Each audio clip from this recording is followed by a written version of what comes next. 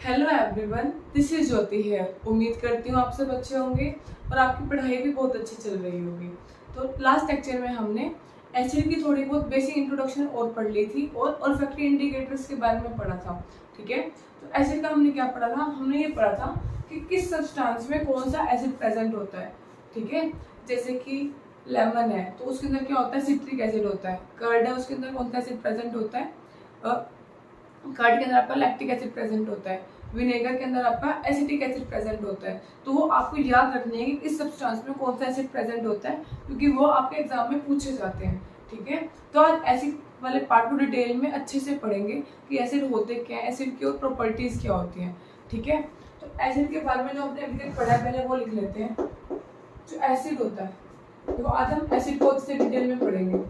ठीक है, तो जो एसिड होता है, acid are sour in test, ये एसिड की फर्स्ट प्रॉपर्टी हो गई, ये तुम्हें पता है।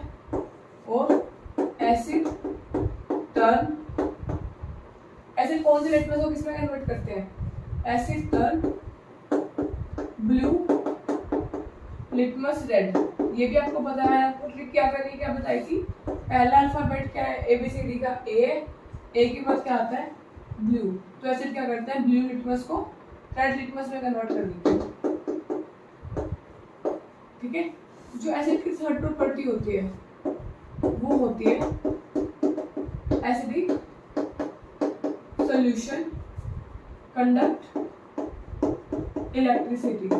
Acidic solution conduct electricity. जो एसिड का सॉल्यूशन होता है वो अपने अंदर से इलेक्ट्रिसिटी को पास होने देता है। क्यों पास होने देता है वो भी आपको अच्छे से समझाऊंगी। ठीक है, तो जो एसिड की थर्ड प्रॉपर्टी होती है that is acidic solution conduct electricity. जैसे जैसे हम एसिड करते जाएंगे आपको समझ आने लग जाएंगे ये वाले पॉइंट्स। ये दोनों पॉइंट मैंने पहले एक्सप्लेन कर रखे हैं।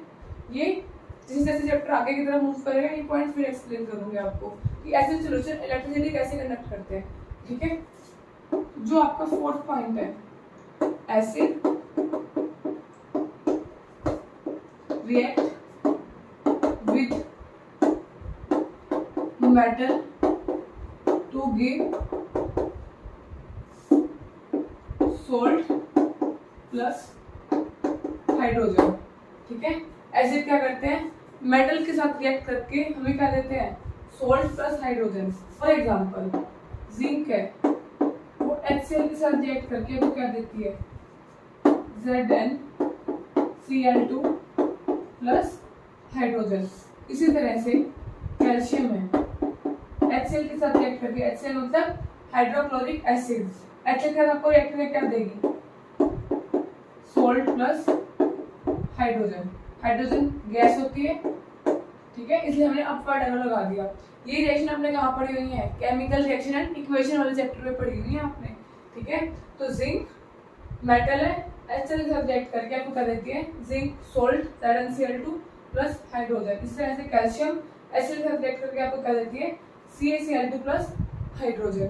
ठीक है, तो ये सोल्ट क्यों है आपको पता है? क्योंकि ये हैलोजन के साथ कंपाउंड बना रहे हैं। और हैलोजन्स का नाम हैलोजन क्यों पड़ा था? क्योंकि वो सोल्ट फॉर्मिंग होते हैं। ठीक है, तो एसिड क्या करते हैं? एसिड की प्रॉपर्टी है ये कि मेटल के साथ रिएक्ट करके आपको क्या देते हैं? सोल्ट प्लस हाइड्रोजन देते हैं। अब जो एसिड की नेक्स्ट प्रॉपर्टी है वो देखो, चार प्रॉपर्टी हो गई। Acid are sour in taste, acid turns blue litmus to red litmus, acid solution conduct electricity. इसकी भी रिएक्शन लिखवाऊंगी बाद में।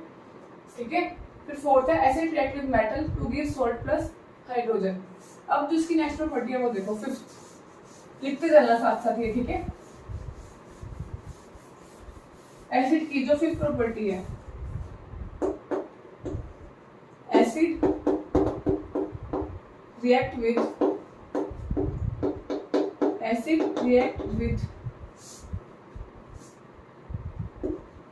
metal carbonates, acid react with metal carbonates and metal hydrogen carbonates, and metal hydrogen carbonates to give salt plus carbon dioxide plus water. Reaction से समझते हैं इस चीज को। ठीक है। जैसे कि ये रिएक्शन है, कार्बोनेट है Na2CO3 सोडियम कार्बोनेट है, और ये है NaHCO3 ये हाइड्रोजन कार्बोनेट है। ये एसिड के साथ रिएक्ट करके आपको क्या देते हैं, NaCl बनेगा एक, तो ये बन जाएगा आपका salt plus CO2 plus water. ठीक है, सेम इसी तरह यहाँ पे भी NaCl plus CO2 plus water. Balance कर लेना, ये दोनों बैलेंस नहीं है। बैलेंस केमिकल इक्वेशन हमने फर्स्ट चैप्टर में पढ़ी हुई है ना, ठीक है।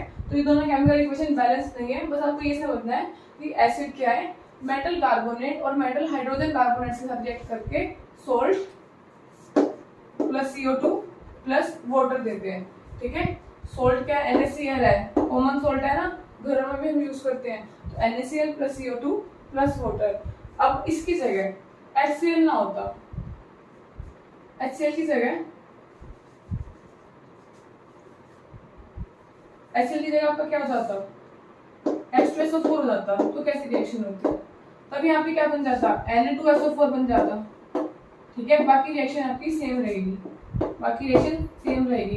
अब यहाँ पे सोल्ट ना बन के क्या बन जाएंगे, सल्फेट बन जाएंगे। सोल्ट ना बन के क्या बन जाएंगे, मेटल के सल्फेट बन जाएंगे। ठीक है, पर एक चीज तो कॉमन है, कार्बन डाइऑक्साइड और वाटर तो बन रही है यहाँ पे भी, कार्बन डाइऑक्साइड और वाटर तो यहाँ पे बन रही है। सिर्फ फर्क कहाँ आया कि वहां सोल्ट की जगह क्या बन गया, सल्फेट बन गया। ठीक है, तो एक बार आपको क्या लिखना है, acid react with metal carbonates and metal hydrogen carbonates to give salt plus carbon dioxide plus water. फिर नेक्स्ट लाइन में आपको लिख लेना, ये रिएक्शन दोबारा लिखनी है आपने। ठीक है दोनों, तो फिर इसके बाद दोबारा लिख लेना H2SO4, बोल रही हूँ एक बार लिख लो। ठीक है, ये रिएक्शन पहले वाली तो लिखनी है, ये वाली दोबारा लिखनी है, और इसके नीचे क्या लिखना है, that metal carbonate and metal hydrogen carbonate reacts with sulfuric acid to give us metal sulfate, carbon dioxide and water। ठीक है, इतना समझ में आ गया। ये किसकी, मेटल की फिफ्थ प्रॉपर्टी हो गई। और जो मेटल की सिक्स्थ प्रॉपर्टी है वो देखो, समझ में आएगा ना, कार्बन डाइऑक्साइड और वाटर तो मिल ही रहा है। ठीक है, अब जो मेटल के कार्बोनेट्स होते हैं वो आपको कहाँ दिखाई देते हैं, कहाँ दिखा देते हैं, एक बार स्टार्ट कर लो और यहाँ पे नोट लिख लो। ये सारी चीजें बहुत इंपॉर्टेंट है, बाद में ऑप्शनल क्वेश्चन आपके बहुत काम आएंगी। ठीक है, जो मेटल के कार्बोनेट्स होते हैं लाइक CaSO3, इसकी कौन कौन सी फॉर्म होती है, ये को कहाँ देखने को मिलता है, ये लाइमस्टोन, जो कि आप जिसे चूना बोलते हो, चूना जो दीवारों पे होता है। ठीक है, मार्बल, ये सी कार्बोनेट्स की डिफरेंट फॉर्म है। CaSO3 कहाँ मिलता है, ठीक है, मार्बल, जिसको संगमरमर का पत्थर बोलते हैं। ठीक है, जो एग शेल होती है वो भी किससे मिलके बना होता है, CaCO3 का मिलके बना होता है। ठीक है, तो मेटल कार्बोनेट्स लाइक इसका एग्जांपल है CaCO3, वो कहाँ देखने को मिलता है आपको, लाइमस्टोन में, मार्बल में, एग शेल में, इसी की 3 डिफरेंट फॉर्म है। ठीक है, अब जो इसकी नेक्स्ट प्रॉपर्टी थी, दैट एसिड प्लस बेस, अच्छा पहले रिएक्शन लिख लो फिर वो भी लिखवा दूंगी। Acid plus base react with each other to give us salt plus water. यहाँ पे लिख भी देती हूँ, acid reacts with base to give us salt and water। ठीक है, लाइक एसिड क्या है, HCl reacts with NaOH give us salt, यहाँ पे salt बनेगा NaCl प्लस वाटर। बैलेंसिंग देख लेना इसकी। ठीक है, यही बनता है इसमें, acid reacts with base to give us salt and water. इसका हमारा डेली लाइफ में भी बहुत यूज होता है। लाइक जिस दिन आप ओवर ईटिंग कर लेते हैं, ओवर ईटिंग मतलब एक्सेस में खाना खा लेते हैं, तो उसको डाइजेस्ट करने के लिए हमारी बॉडी लार्ज अमाउंट में क्या HCl को सिक्रिएट करती है। तो हमारी बॉडी की जो स्टमक लाइनिंग होती है वो क्या हो जाती है, एसिडिक हो जाती है। तो उसको बैलेंस करने के लिए जो उस दिन हम बोलते हैं एसिडिटी हो गई, ठीक है। तो एसिडिटी को बैलेंस करने के लिए हम बाहर से क्या लेते हैं, बेकिंग सोडा देते हैं किसी भी पेशेंट को, ताकि क्या हो जाए, एसिड प्लस बेस रिएक्ट करके क्या मिल जाएगा, सोल्ट प्लस वाटर। अच्छा, तो एसिड प्लस बेस रिएक्ट करके एक दूसरे के इफेक्ट को कैंसिल आउट कर देते हैं, ठीक है। हमारे स्टमक में क्या था, एसिडिक नेचर हो गया था, तो बाहर से हमने बेस लिया, तो एसिड और बेस ने एक दूसरे के इफेक्ट को कैंसिल आउट कर दिया। इसी प्रोसेस को क्या बोलते हैं, न्यूट्रलाइजेशन रिएक्शन। न्यूट्रलाइजेशन रिएक्शन, जब एसिड और बेस एक दूसरे के साथ रिएक्ट करके, यही है neutralisation reaction. When acid reacts with base to give us salt plus water, it is known as neutralisation reaction. Hopes आप कनेक्ट कर पा रहे होगे। न्यूट्रलाइजेशन रिएक्शन क्या होती है, जब एसिड बेस के साथ रिएक्ट करके सोल्ट प्लस वाटर बनाता है, एसिड और बेस एक दूसरे के इफेक्ट को कैंसिल आउट कर देते हैं, ठीक है। इसका एक और एग्जांपल अगर मैं आपको दूं, जो मैग्नीशियम हाइड्रोक्साइड, जिससे आप क्या बोलते हैं, मिल्क ऑफ मैग्नीशियम, ठीक है। नोट करके लिख लो, यहाँ पे नोट करके लिख लो, मेटल ऑक्साइड एंड मेटल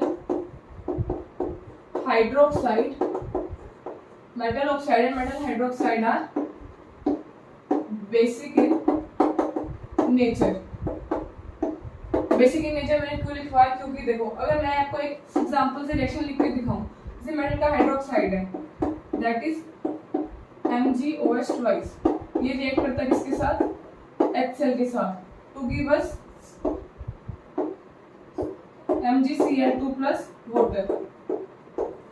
मैंने आपको ये इसलिए लिखवाया कि बेसिक नेचर का होता है, क्योंकि अगर ये बेस है तो HCl क्या है, एसिड है यहाँ पे, तो एसिड प्लस बेस रिएक्ट करें, आपको क्या देंगे, सोल्ट प्लस वाटर, ठीक है। तो ये वाला एग्जांपल देखो किसका है, this is an example of neutralisation reaction. ये भी आपका किसका एग्जांपल है, न्यूट्रलाइजेशन रिएक्शन का एग्जांपल है, ठीक है। इसी तरह से सेम आपका मेटल के ऑक्साइड के साथ केस है। मेटल ऑक्साइड भी जब HCl के साथ रिएक्ट करेगा तो हमको क्या मिलेगा, MgC सोल्ट मिलेगा, वाटर मिलेगा। इसका एग्जांपल आपको मेरे को कमेंट सेक्शन में मेंशन करना है कि मेटल ऑक्साइड कैसे एसिड के साथ रिएक्ट करके Mg सोल्ट देता है और वाटर देता है। तो अभी तक हमने एसिड की प्रॉपर्टीज देखी है, ठीक है। इसके बाद एसिड की एक और प्रॉपर्टी रह गई, that acid is corrosive in nature. That acid is corrosive in nature. Acid क्या करते हैं, 7 है ना, एसिड इज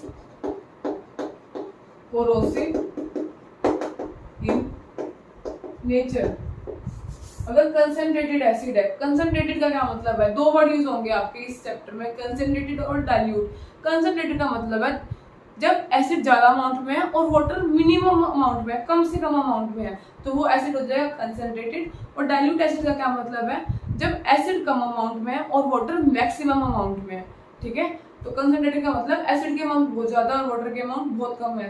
तो एसिड साथ कोरोसिव इन नेचर मींस अगर एसिड आपके हाथ पे गिर जाए तो, या फिर आपकी स्किन पे गिर जाए तो बर्निंग कॉज करते हैं, ठीक है। क्या कॉज करते हैं, आपका हाथ को जला देते हैं या फिर इन्फेक्शन हो जाएगा, ठीक है। बर्निंग सेंसेशन देते हैं। एसिड अगर आपके ऊपर गिर जाए तो आपकी स्किन को पूरा जला भी सकते हैं, ठीक है।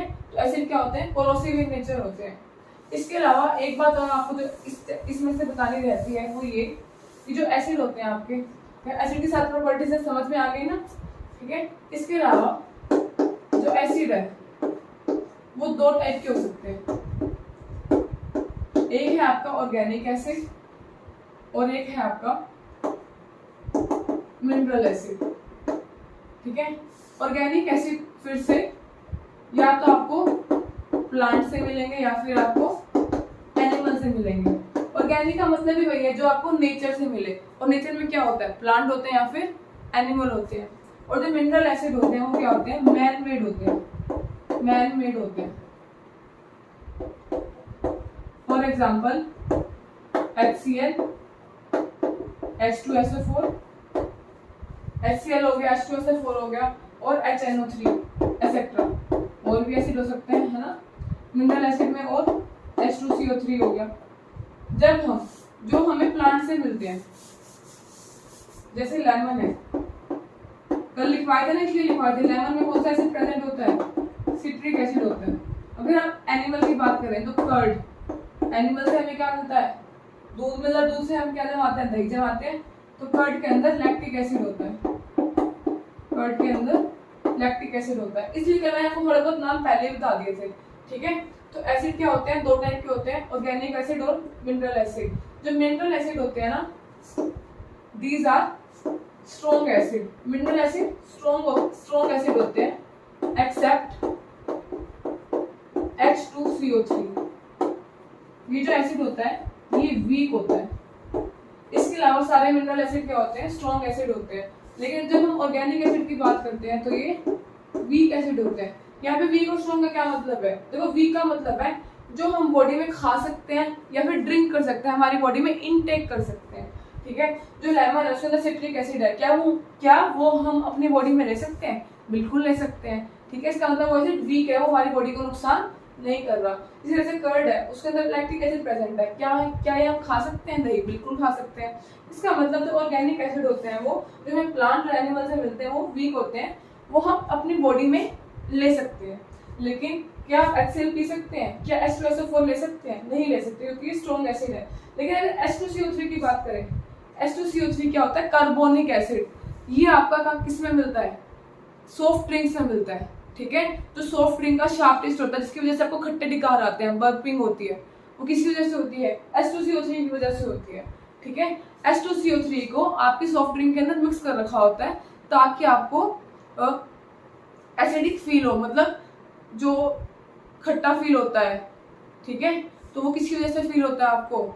जो एसिडिक नेचर फील होता है वो आपको फील होता है किसका? H2CO3 की वजह से फील होता है। अदरवाइज अगर आप क्या करो, बोतल को थोड़ी देर के लिए ओपन रख दो, या फिर अगर हम एक बार के लिए बोतल ओपन कर दें तो H2CO3 में से कार्बन डाइऑक्साइड बाहर आ जाती है। तो थोड़े टाइम के बाद अगर आप कोल्ड ड्रिंक पीते हैं तो आपको सेम टेस्ट नहीं रहता। वो नहीं, क्यों नहीं रहता? क्योंकि उसमें से कार्बन डाइऑक्साइड रिलीज हो जाती है H2CO3 में से, ठीक है। तो शार्प एसिडिक टेस्ट आता है, किसकी वजह से आता है? H2CO3 की वजह से आता है। तो H2CO3 को हम अपनी बॉडी में इनटेक कर सकते हैं क्योंकि ये वीक एसिड है। अदरवाइज बाकी मिनरल एसिड क्या होते हैं? स्ट्रॉन्ग होते हैं, ठीक है। तो एसिड के बारे में ये थी आपकी इंफॉर्मेशन। इस एसिड थोड़ा सा रह गया, कल इसको और पूरा करेंगे, ठीक है। फिर परसों हम क्या स्टार्ट करेंगे? बेस। होप सो आपको समझ में आ गया होगा। कुछ भी डाउट रहता है तो आप कमेंट सेक्शन में मेंशन कर सकते हो। अदरवाइज हमारे सोशल हैंडल्स पे जाके भी आप उनको मैसेज ड्रॉप आउट कर सकते हो। टेलीग्राम का लिंक भी आपको ग्रुप के इस वीडियो के डिस्क्रिप्शन लिंक में मिल जाएगा। तो नेक्स्ट वीडियो में मिलते हैं। पढ़ते रहिए और अपनी तबीयत का ध्यान रखें। Thank you.